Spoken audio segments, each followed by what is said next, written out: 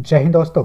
इस वीडियो में हम लोग देखेंगे एनसीईआरटी के क्लास 6 से हिस्ट्री का चैप्टर 5 जिसका नाम है राज्य, राजा और एक प्राचीन गणराज्य। तो आइए देखते हैं आज का पहला सवाल। पहला सवाल है, वर्ण व्यवस्था के अनुसार निम्न में से किन लोगों को वेदों के अध्ययन का अधिकार नहीं था? ऑप्शन है शूद्रों को, महिलाओं को, राजाओं को, ए तथा बी दोनों को। इसका सही उत्तर है ए तथा बी दोनों को।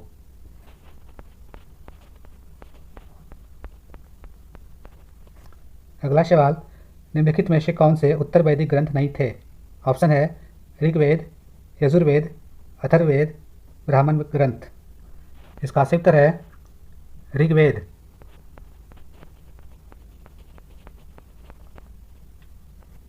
अगला सवाल, मगध से होकर जाने वाली गंगा तथा सोन नदियों का महत्व निम्न में से किसमें निहित है? ऑप्शन है जल वितरण, यातायात, जमीन को उपजाऊ बनाना, उपरोक्त सभी। इसका सही उत्तर है उपरोक्त सभी।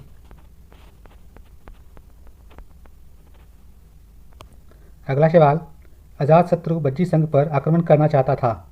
उसने उस विषय पर सलाह के लिए अपने एक मंत्री को बुद्ध के पास भेजा था। अजातशत्रु के उस मंत्री का नाम क्या था? ऑप्शन है प्रसेनजीत, वस्त्रकार, आनंद, वशिष्ठ। इसका सही उत्तर है वस्त्रकार।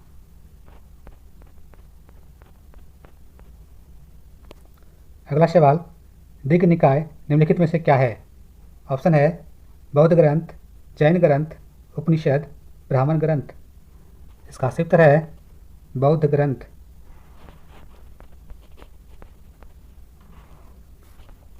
अगला सवाल, गणों या संघों पर निम्नलिखित में से किस शासक ने विजय प्राप्त की थी? ऑप्शन है मौर्य, शातवाहन, गुप्त, कुषाण। इसका सही उत्तर है गुप्त।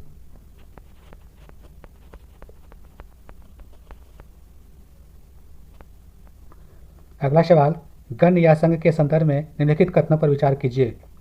कई सदस्यों वाले समूह के लिए गण शब्द का प्रयोग किया जाता है। बुद्ध तथा महावीर दोनों ही गण या संघ से संबंधित थे। उपयुक्त कथनों में से कौन से कथन सही है? केवल एक, केवल दो, एक और दो दोनों, दोनों में से कोई नहीं। और इसका सही उत्तर है एक और दोनों सही है।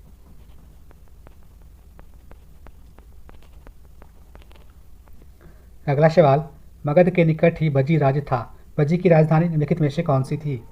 ऑप्शन है राजगिरी, चंपा, मथुरा, वैशाली। इसका सही उत्तर है वैशाली। अगला सवाल, गांधार महाजनपद की राजधानी कहाँ थी?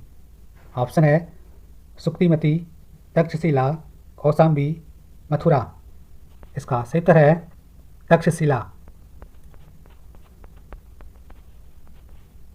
अगला सवाल, सिकंदर द्वारा अपने विश्व विजय अभियान के दौरान भारतीय उपमहाद्वीप में मगध की ओर कूच करने के संदर्भ में निम्नलिखित कथनों पर विचार कीजिए। सिकंदर की सेना ने आगे बढ़ने से इनकार कर दिया। सिकंदर की सेना भारत के शासकों के पैदल, रथ और हाथियों की बड़ी बड़ी सेनाओं से भयभीत थी। उपयुक्त कथनों में से कौन से कथन सही है? केवल एक, केवल दो, एक और दो दोनों, इनमें से कोई नहीं। इसका सही उत्तर है एक और दोनों सही है।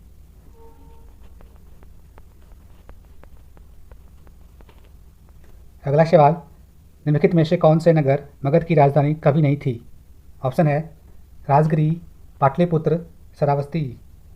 नीचे दिए गए कूट का प्रयोग करके सही उत्तर का चयन कीजिए।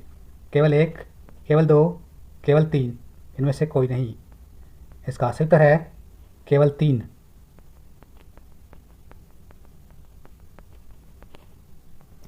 अगला सवाल, निम्नलिखित में से कौन मगध का शासक नहीं रहा था?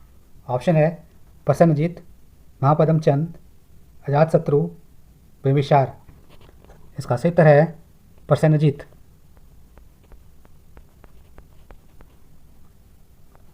अगला सवाल, मगध के संदर्भ में निम्नलिखित कथनों पर विचार कीजिए। गंगा और सोन नदियाँ मगध से होकर गुजरती थी। मगध का एक हिस्सा जंगलों से भरा था। इस क्षेत्र में लौह अयस्क की खदानें हैं। उपयुक्त कथनों में से कौन से कथन सही है? केवल एक, केवल दो, केवल दो, एक, दो और तीन। इसका सही उत्तर है एक, दो और तीन।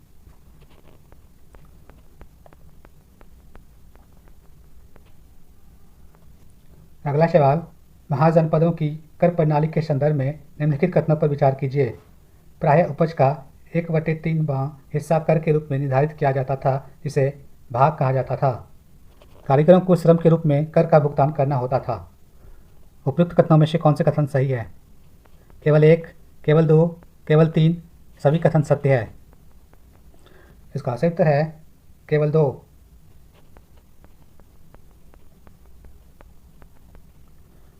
अगला सवाल, महाजनपदों के संदर्भ में निम्नलिखित कथनों पर विचार कीजिए। महाजनपदों की कई राजधानियों में किलेबंदी की गई थी।